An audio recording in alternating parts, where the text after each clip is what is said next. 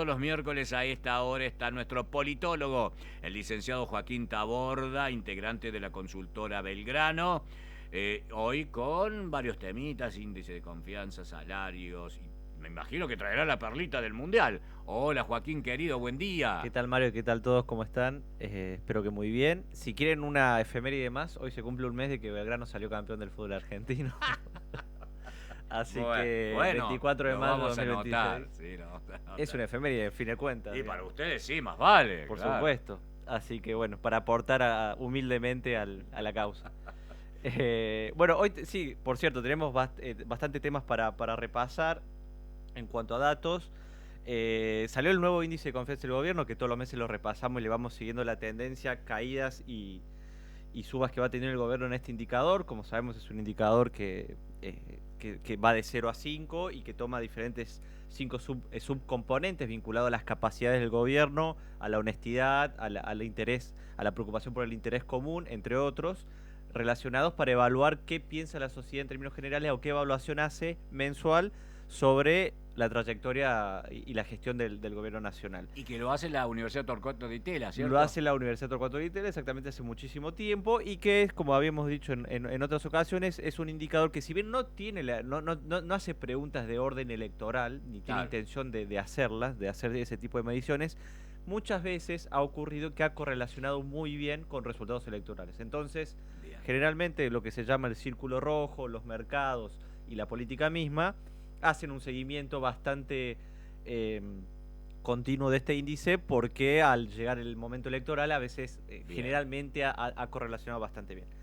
Pero salió el nuevo índice de confianza del gobierno para el mes de junio y a pesar del contexto político difícil que está viviendo el gobierno, sobre todo con el tema Adorni, que fuera del aire charlábamos, digamos, de lo inentendible que es su sostenimiento, sobre todo por parte del presidente de la Nación, acorde a, digamos, a los últimos eventos que hemos tenido al respecto y con lo que se está generando en el Congreso respecto a una posible moción contra el jefe de gabinete, que el Congreso puede hacerlo, recordemos, a partir de la reforma del 94, pero a pesar de ese contexto político complicado, ha tenido por primera vez en el año, y ya podemos pasar al primer gráfico, un aumento del 3,9, casi del 4%, mire usted, el índice de confianza del gobierno en junio.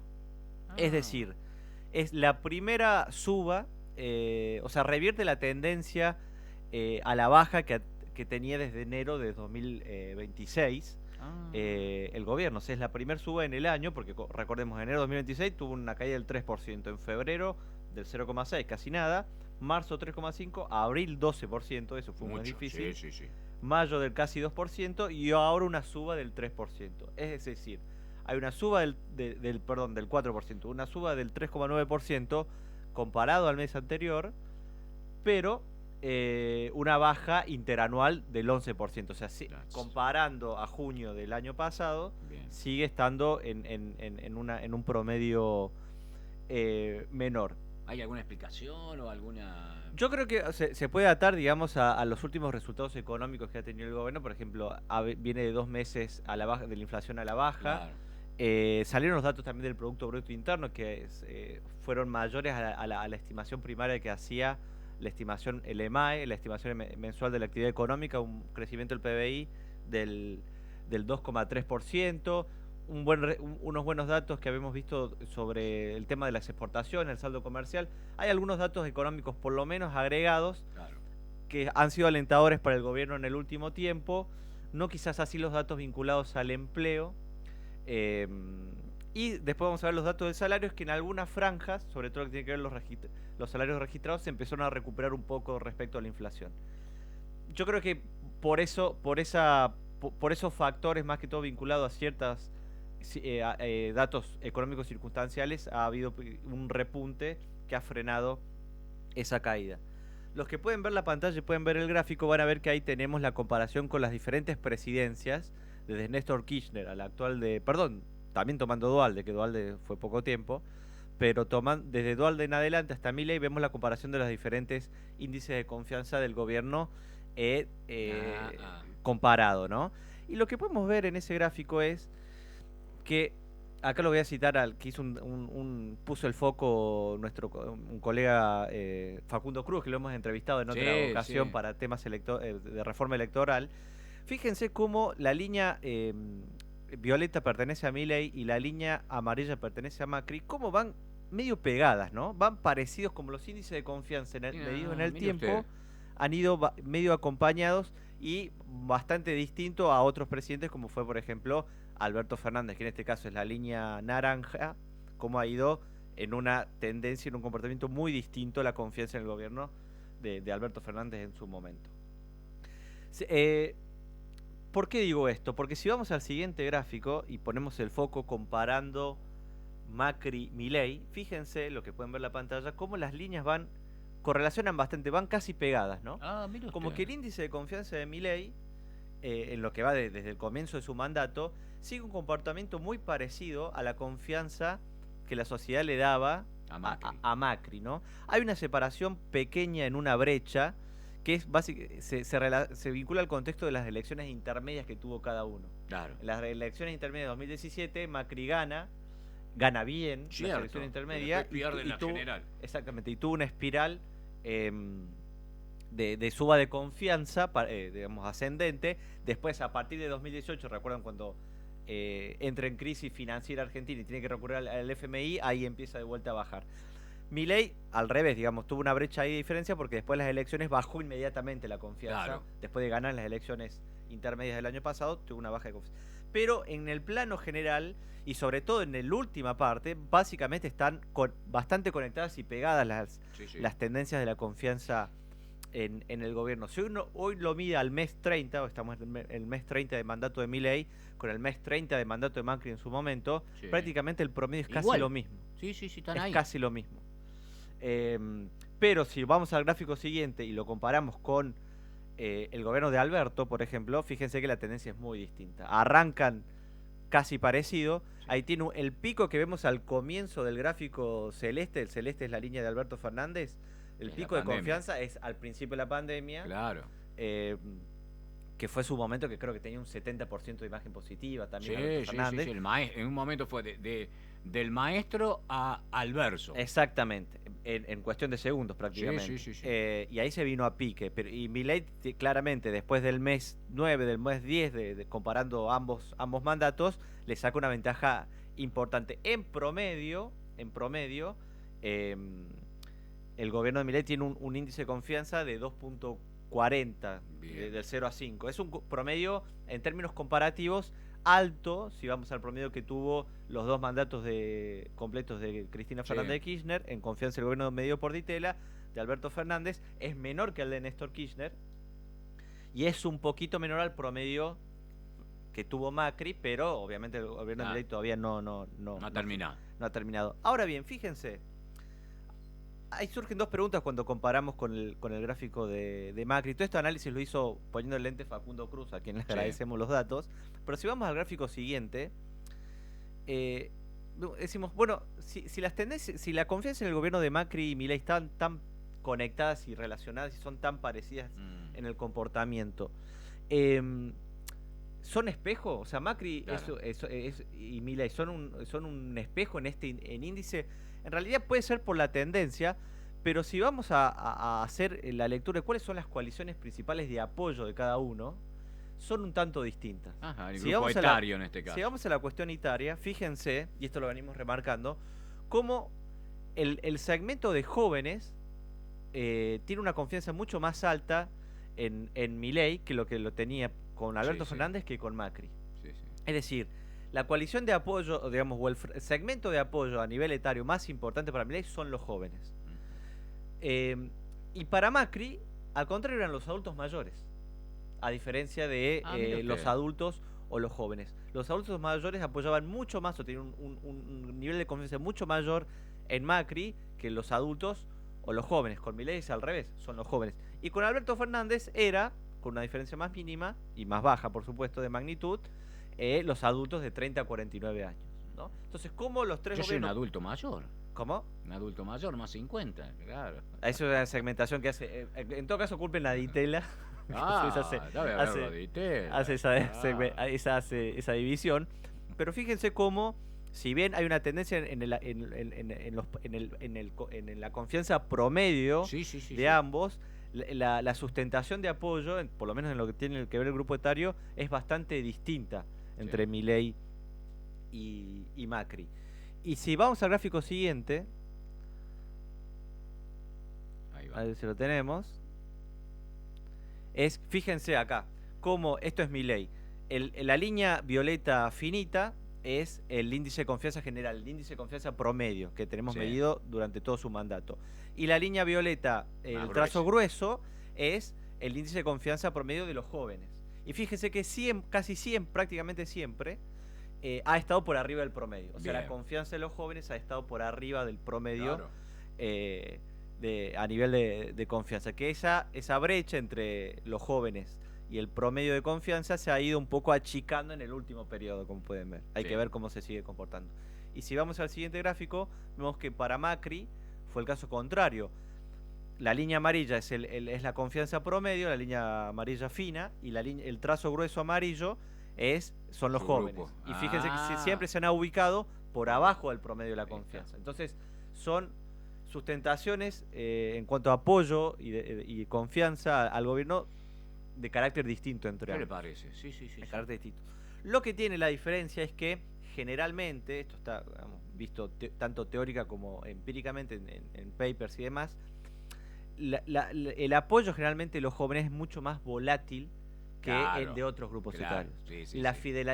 La sociología política, la fidelidad política de los jóvenes suele ser más cambiante y volátil que otros segmentos de edad. Pero a pesar de eso, y que eso después Facundo Cruz lo demuestra estadísticamente, que si bien también los jóvenes en Argentina tienen una fidelidad más volátil, a pesar de que es más volátil, el apoyo a Milei por ahora lo sigue manteniendo, considerando esa volatilidad, ¿no? Eso es un dato a ver también, porque por una cuestión natural hay una personalidad y una actitud de apoyo más volátil. Hay que ver que si a pesar de esa volatilidad, el apoyo sigue estando de aquí a las elecciones que vienen en el gobierno nacional comandado por Javier Milei.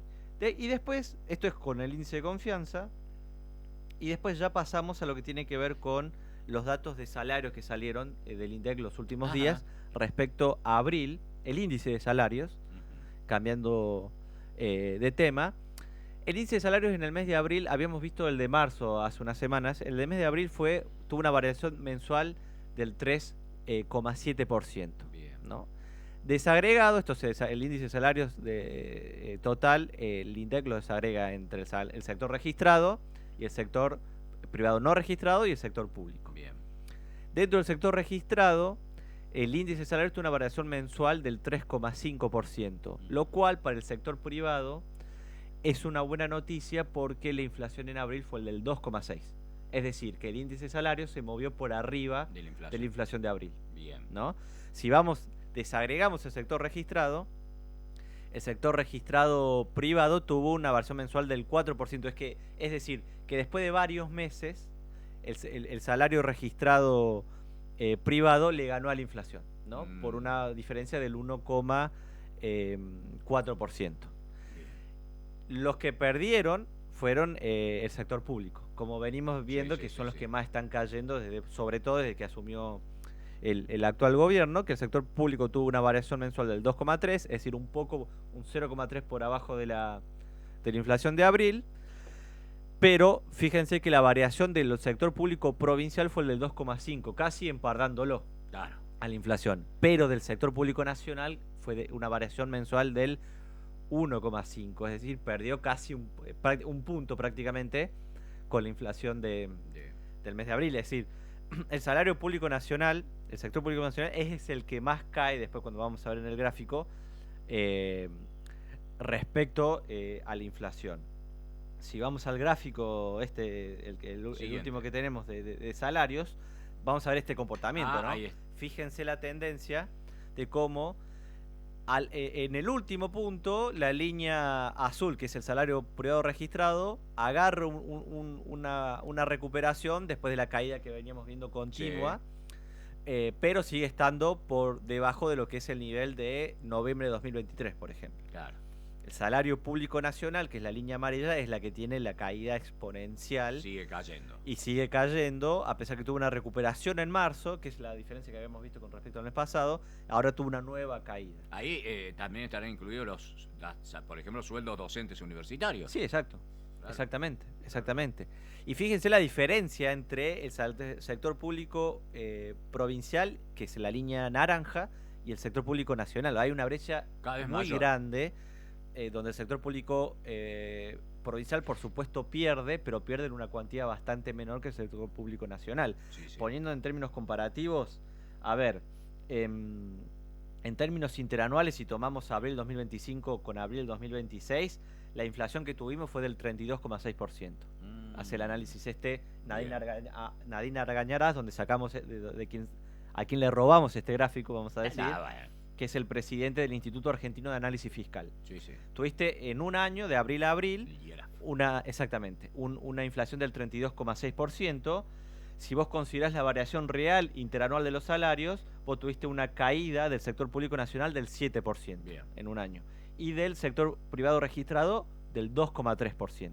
Bien. Ahora, respecto a noviembre de 2023, los salarios privados registrados se encuentran 3,5 abajo todavía, y los del sector público un 17,2. Eso explica la caída que estamos viendo en el tiempo de los salarios. Pero bueno, la conclusión es que en términos salariales hubo una recuperación del sector privado, sobre todo el registrado privado, que venía a la baja venía perdiendo bastante, y no se logran recuperar en lo que tiene que ver con el sector público.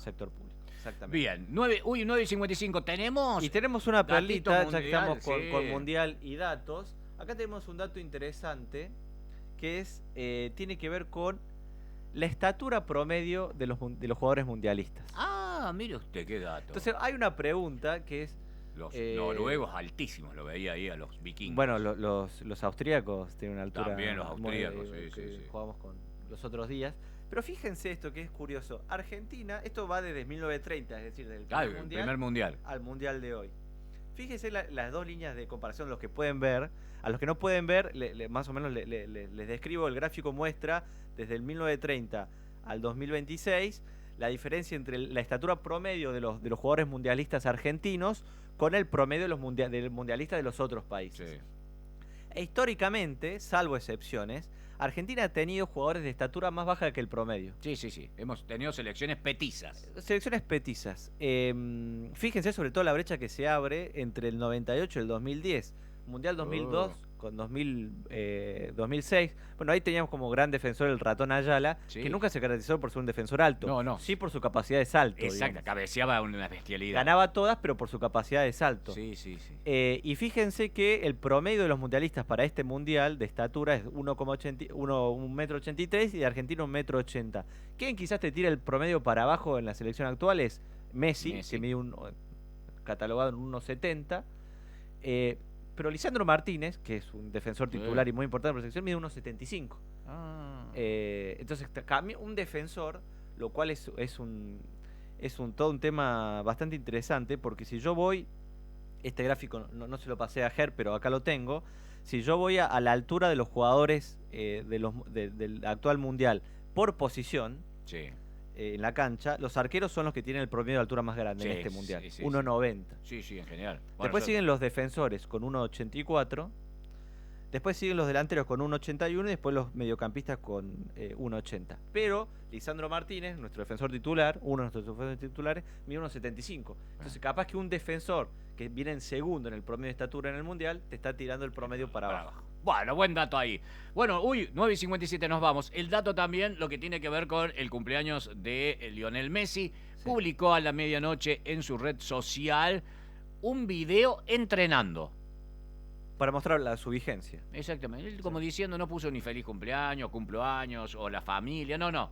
Entrenando y decir, yo estoy en el mundial en mi cumpleaños, comprometido con la selección argentina. Puso ahí la canción esa Tierra de Campeones, la de la T y la M. Y nada más que eso. Es decir, el,